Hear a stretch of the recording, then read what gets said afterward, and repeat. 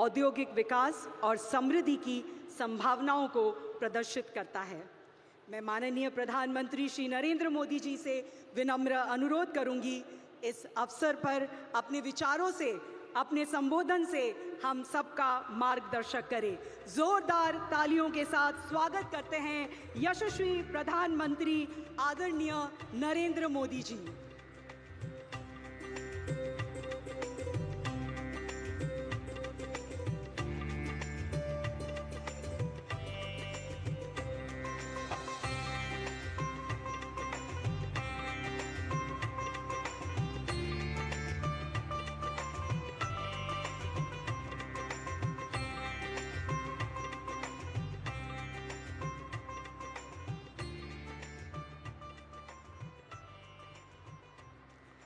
जय जगन्नाथ।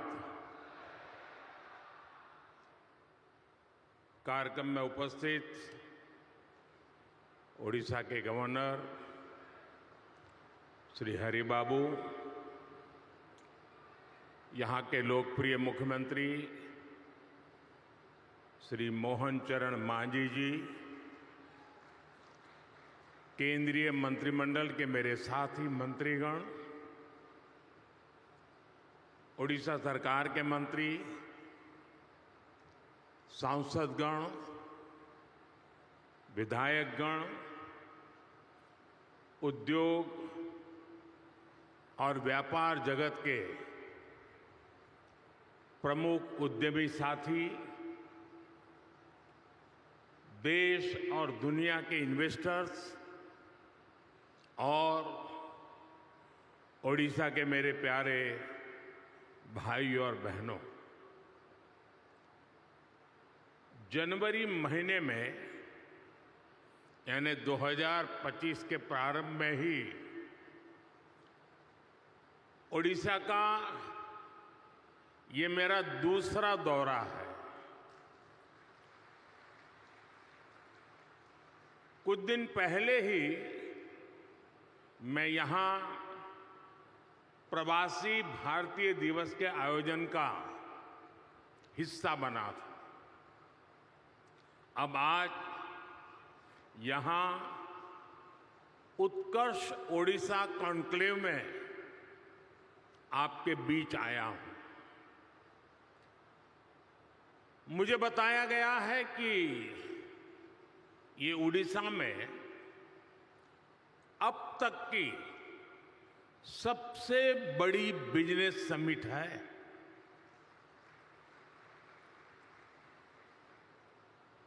पहले के मुकाबले 5-6 गुना ज्यादा इन्वेस्टर्स इसमें पार्टिसिपेट कर रहे हैं। मैं ओडिशा के लोगों को, ओडिशा सरकार को इस शानदार आयोजन के लिए बहुत बहुत बधाई देता हूं। आप सभी का इस आयोजन में अभिनंदन करता हूं।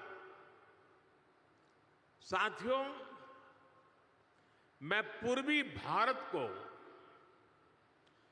देश के विकास का ग्रोथ इंजन मानता हूं और ओडिशा की इसमें एक बड़ी भूमिका है। इतिहास साक्षी है, जब ग्लोबल ग्रोथ में भारत की एक बड़ी हिस्सेदारी थी, तब पूर्वी भारत का अहम योगदान था। पूर्वी भारत में देश के बड़े इंडस्ट्रियल हब थे, पोर्ट्स थे, ट्रेड हब थे। ओडिशा की इसमें बड़ी हिस्सेदारी भी थी। ओडिशा साउथ ईस्ट एशिया में होने वाले ट्रेड का प्रमुख सेंटर हुआ करता था। यहां के प्राचीन पोर्ट्स एक प्रकार से भारत के गेटवे हुआ करते थे। आज भी ओडिशा में हर वर्ष बाली यात्रा मनाई जाती है। अभी इंडोनेशिया के राष्ट्रपति जी आए थे और वो तो यहां तक बोल गए कि शायद मेरे डीएनए में ओडिशा है।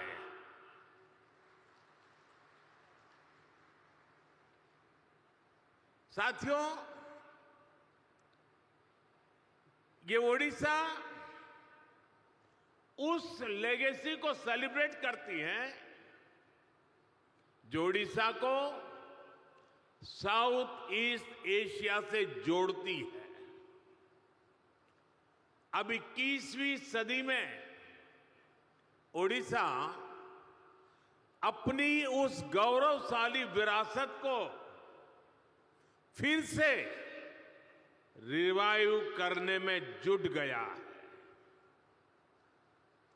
हाल में ही सिंगापुर के प्रेसिडेंट ओडिशा होकर गए हैं।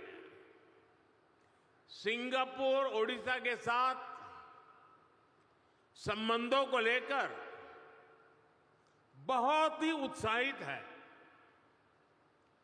आसियान देशों ने भी ओडिशा के साथ ट्रेड और ट्रेडिशन के कनेक्ट को मजबूती देने में दिलचस्पी दिखाई है।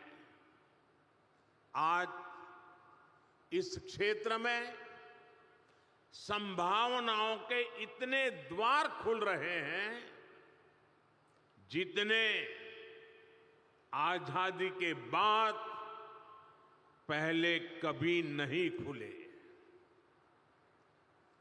मैं यहां उपस्थित हर इन्वेस्टर्स का आह्वान करूंगा और हमारे मुख्यमंत्री जी ने जो बात कही मैं इसको दोहराना चाहूंगा।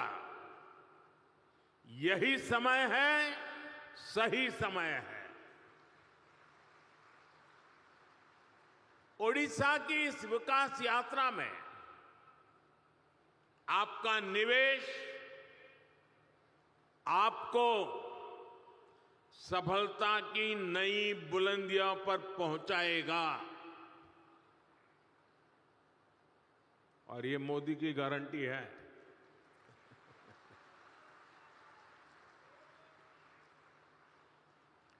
साथियों, आज भारत विकास के ऐसे पथ पर चल रहा है जिसको करोड़ों लोगों की एस्पिरेशंस ड्राइव कर रही है।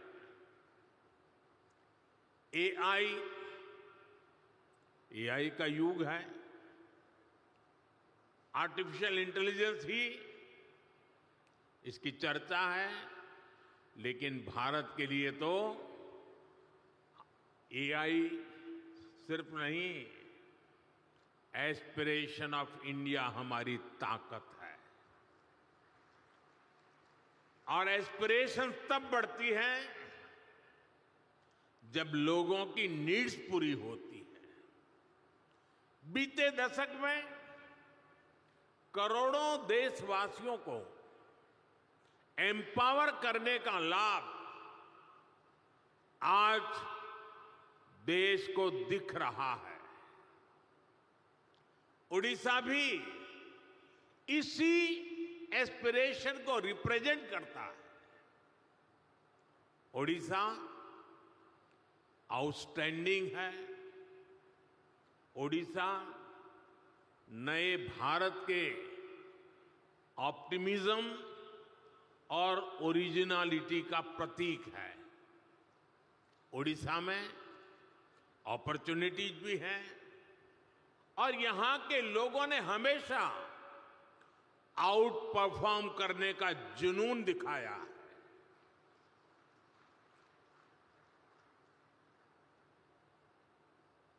मैंने गुजरात में ओडिशा से आने वाले साथियों के कौशल, उनकी मेहनत, उनकी ईमानदारी को खुद अनुभव किया है। इसलिए आज जब ओडिशा में नए अवसर बन रहे हैं तो मेरा पक्का विश्वास है ओडिशा बहुत जल्द विकास की उस ऊंचाई पर पहुंचेगा जहां पहुंचने की किसी ने कल्पना तक नहीं की है। मुझे खुशी है कि मुख्यमंत्री मोहन चरण मांझी जी की पूरी टीम उड़ीसा के विकास को तेज गति देने में जुटी है। फूड प्रोसेसिंग, पेट्रोकेमिकल,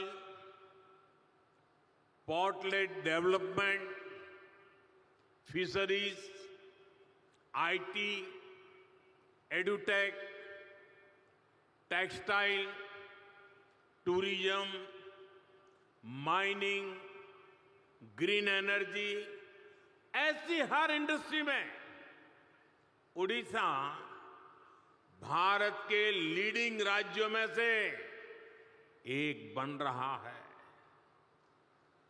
साथियों, भारत आज बहुत तेज गति से दुनिया की तीसरी बड़ी इकोनॉमी बनने की तरफ आगे बढ़ रहा है।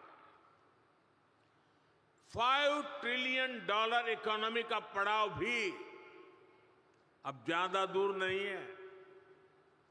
बीते दशक में मैन्युफैक्चरिंग में भी भारत की ताकत सामने आने लगी है।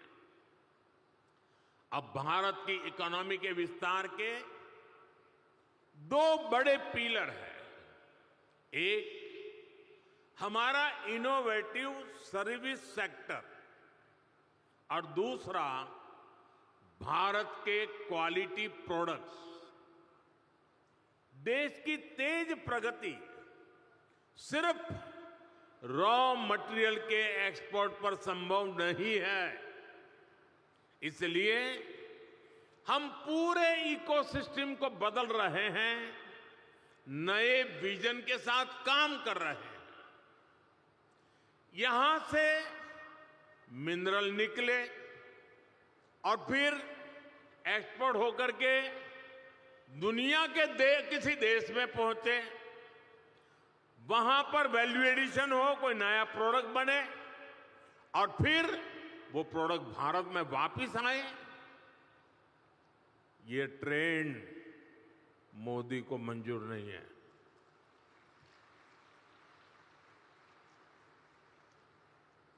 इस ट्रेंड को अब भारत बदल रहा है। यहां के समंदर से सी फूड निकले और फिर दुनिया के किसी दूसरे देश में वो प्रोसेस होकर बाजारों में पहुंचे। ये ट्रेंड भी भारत बदल रहा है। ओडिशा में जो रिसोर्सेज हैं, उससे जुड़ी इंडस्ट्रीज भी यहीं लगे। इस दिशा में हमारी सरकार काम कर रही है। आज का ये उत्कर्ष ओडिशा कॉन्क्लेव भी इसी विजन को साकार करने का एक माध्यम है। साथियों, आज दुनिया सस्टेनेबल लाइफस्टाइल की बात कर रही है, ग्रीन फ्यूचर की तरफ बढ़ रही है। आज ग्रीन जॉब की संभावनाएं भी बहुत बढ़ रही है। हमें समय की जरूरतों और डिमांड के हिसाब से खुद को बदलना है, उसके हिसाब से ढालना है। इसी सोच के साथ ही भारत ग्रीन फ्यूचर पर, ग्रीन टेक पर इतना फोकस कर रहा है। सोलर हो, विंड हो, हाइड्रो हो, ग्रीन हाइड्रोजन हो, ये विकसित भारत की एनर्जी सिक्योरिटी को पावर करने वाले हैं। इसके लिए उड़ीसा में बहुत सारी संभावनाएं हैं। आज देश में हमने राष्ट्रीय स्तर पर ग्रीन हाइड्रोजन मिशन और सोलर पावर मिशन शुरू किए हैं। उड़ीसा में भी रिन्यूएबल एनर्जी से जुड़ी इंडस्ट्री को प्रमोट करने के लिए बड़े पॉलिसी डिसीजंस हो रहे हैं। हाइड्रोजन एनर्जी के प्रोडक्शन के लिए भी यहां काफी सारे कदम उठाए जा रहे हैं। साथियों, ग्रीन एनर्जी के साथ साथ उड़ीसा में पेट्रो और पेट्रोकेमिकल सेक्टर के विस्तार के लिए भी इनिशिएटिव लिए जा रहे हैं। पारादीप और गोपालपुर में डेडिकेटेड इंडस्ट्रियल पार्क्स और इन्वेस्टमेंट रीजन्स बन रहे हैं। इस सेक्टर में भी इन्वेस्टमेंट के लिए बहुत अधिक संभावनाएं हैं। मैं उड़ीसा सरकार को बधाई दूंगा कि उड़ीसा के अलग अलग रीजन की संभावनाओं को देखते हुए वो तेजी से निर्णय ले रही है, नया इकोसिस्टम विकसित कर रही है। साथियों, 21वीं सदी के भारत के लिए ये दौर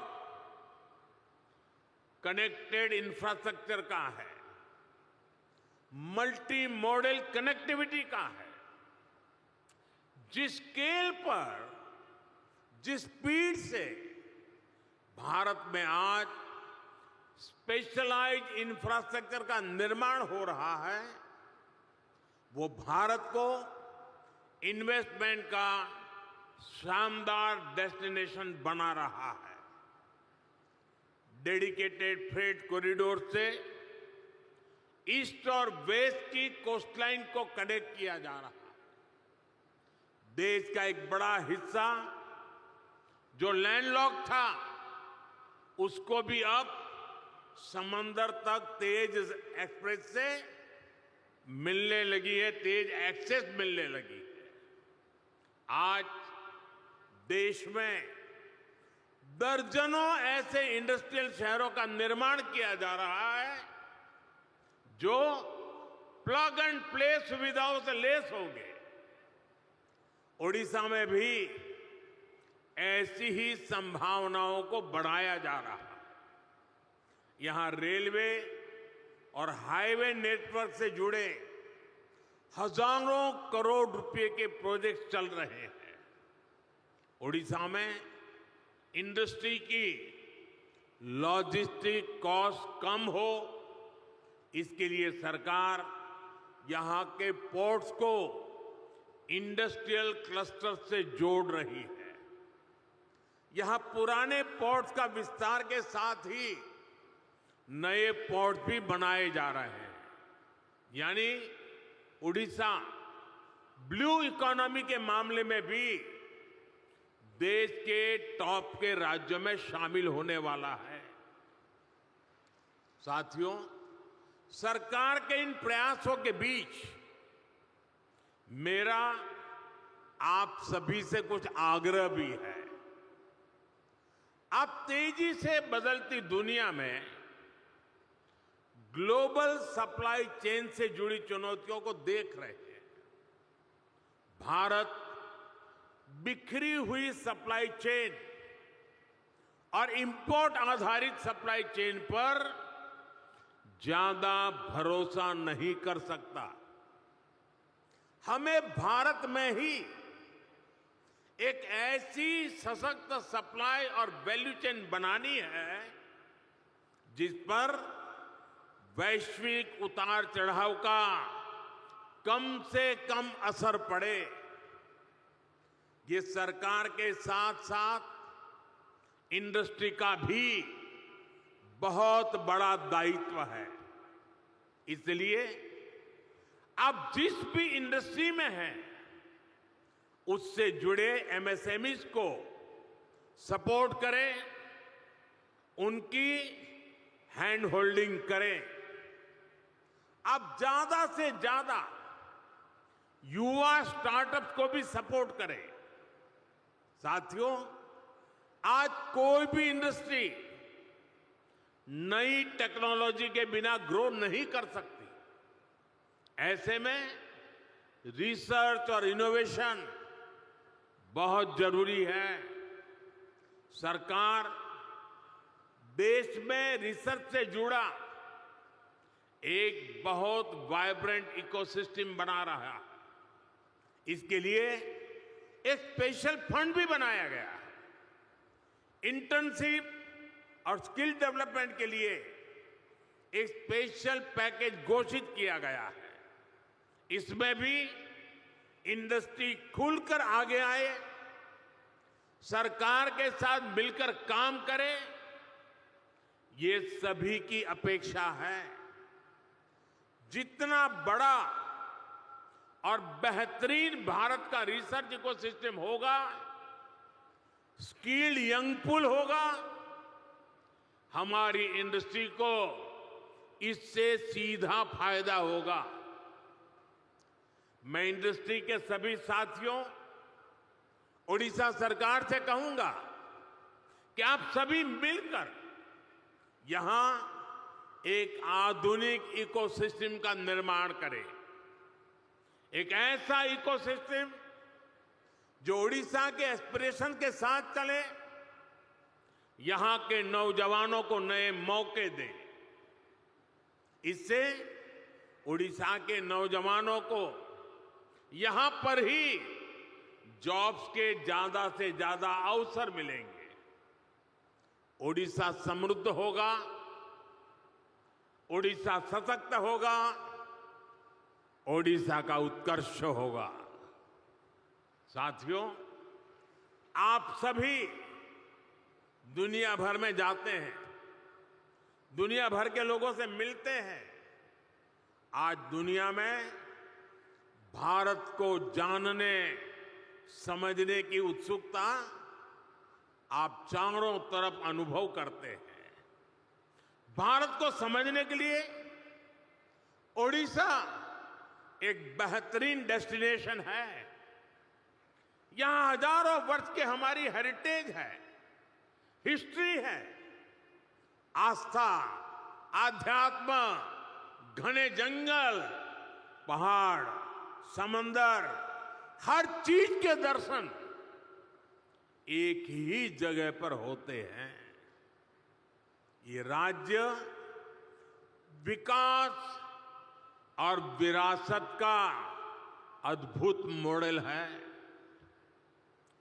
इसी भाव के साथ ही हमने G20 के कल्चर से जुड़े इवेंट उड़ीसा में रखे थे।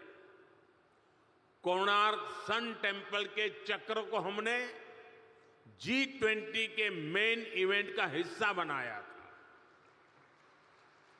उत्कर्ष ओडिशा में हमें ओडिशा के इस टूरिज्म पोटेंशियल को भी एक्सप्लोर करना है। यहां की 500 किलोमीटर से लंबी कोस्टलाइन, 33% से ज्यादा का forest cover, eco tourism, adventure tourism की अनंत संभावनाएं आपका इंतजार कर रही है। आज भारत का फोकस है वेट इन इंडिया। आज भारत का मंत्र है हील इन इंडिया। और इसके लिए ओडिशा का नेचर, यहां की प्राकृतिक सुंदरता बहुत मददगार है। साथियों, आज भारत में कॉन्फ्रेंस टूरिज्म का भी बहुत पोटेंशियल बन रहा है। दिल्ली में भारत मंडपम और यशोभूमि जैसे वेन्यू, इसके बड़े सेंटर बन रहे हैं। भुवनेश्वर में भी बहुत बढ़िया कन्वेंशन सेंटर का लाभ मिल सकता है। इसी से जुड़ा एक और नया सेक्टर कंसर्ट इकोनॉमी का है। जिस देश में म्यूजिक, डांस, स्टोरी टेलिंग की इतनी समृद्ध विरासत है, जहां युवाओं का इतना बड़ा पूल है, जो कंसर्ट्स का बहुत बड़ा कंज्यूमर है, वहां कंसर्ट इकोनॉमी के लिए अनेक संभावनाएं हैं। आप देख रहे हैं कि बीते 10 सालों में लाइव इवेंट्स का चलन और डिमांड दोनों बढ़े हैं। पिछले कुछ दिनों में आपने मुंबई और अहमदाबाद में हुए कोल्ड प्ले कॉन्सर्ट की शानदार तस्वीरें देखी होगी। ये इस बात का प्रमाण है कि लाइव कॉन्सर्ट्स के लिए भारत में कितना स्कोप है। दुनिया के बड़े बड़े कलाकार, बड़े बड़े आर्टिस्ट भी भारत की तरफ आकर्षित हो रहे हैं। कंसर्ट इकोनॉमी से टूरिज्म भी बढ़ता है और बड़ी संख्या में जॉब्स क्रिएट होती है। मेरा राज्यों से, प्राइवेट सेक्टर से आग्रह है कि कंसर्ट इकोनॉमी के लिए जरूरी इंफ्रास्ट्रक्चर पर फोकस करें, जरूरी स्किल्स पर फोकस करें। इवेंट मैनेजमेंट हो, आर्टिस्ट की ग्रूमिंग हो, सिक्योरिटी और दूसरे इंतजाम हो, इन सभी में नई संभावनाएं बन रही है। साथियों, अगले महीने ही भारत में पहली बार वर्ल्ड ऑडियो विजुअल समिट यानी वेव्स होने वाली है। यह भी एक बहुत बड़ा आयोजन होगा। ये भारत की क्रिएटिव पावर को दुनिया में नई पहचान दिलाएगा। राज्यों में इस तरह के इवेंट से भी जो रेवेन्यू जनरेट होता है, जो परसेप्शन बनता है, वो भी इकोनॉमी को आगे बढ़ाता है। और ओडिशा में भी इसकी बहुत संभावनाएं हैं। साथियों, विकसित भारत के निर्माण में ओडिशा की बड़ी भूमिका है। ओडिशा वासियों ने समृद्ध ओडिशा के निर्माण का संकल्प लिया है।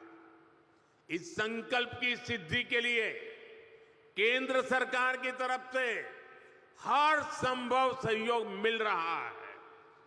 ओडिशा के प्रति मेरा स्नेह आप सब भली भांति जानते हैं। प्रधानमंत्री के तौर पर ही मैं यहां करीब करीब 30 बार आ चुका हूं।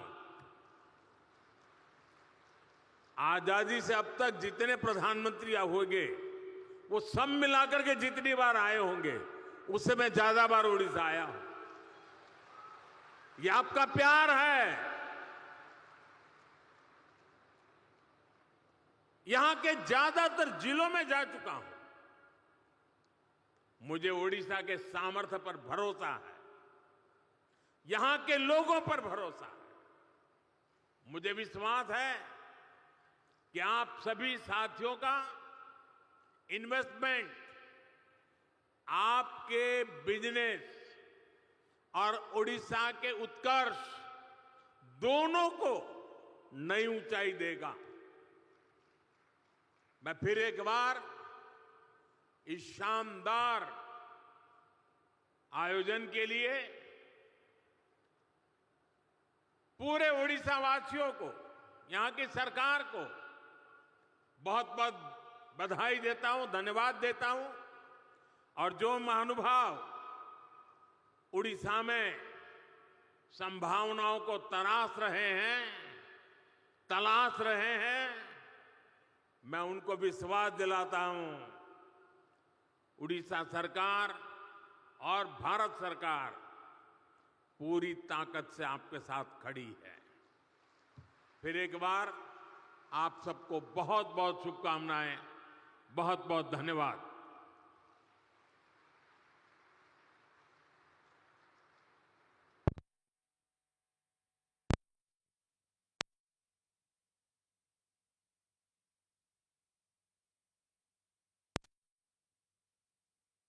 Orissa make in Orissa conclave 2025 का उद्घाटन किया प्रधानमंत्री नरेंद्र मोदी ने। और अभी थोड़ी ही देर पहले आपने इस सम्मेलन से प्रधानमंत्री जो संबोधन कर रहे थे इसको सुना। और आपको बता दें कि इस समिट का जो मकसद है वो पूर्वोदय विजन के साथ साथ भारत के लिए ग्लोबल इन्वेस्टमेंट हब के तौर पर इसे स्थापित करना है। और साथ ही प्रधानमंत्री ने मेक इन उड़ीसा प्रदर्शनी का उद्घाटन भी किया था। ये एग्जीबिशन जो थी वाइब्रेंट इंडस्ट्रियल इकोसिस्टम डेवलप करने में राज्य के अचीवमेंट पर आधारित थी। और अगर इस समिट की ही बात की जाए तो स्टार्टअप उड़ीसा, स्किल्ड उड़ीसा और विमेन एंटरप्रेन्योरशिप पर ये पूरी तरह से बेस्ड है ये जो समिट अभी आपने देखी। और आपको यहाँ ये भी बताते चलें कि इस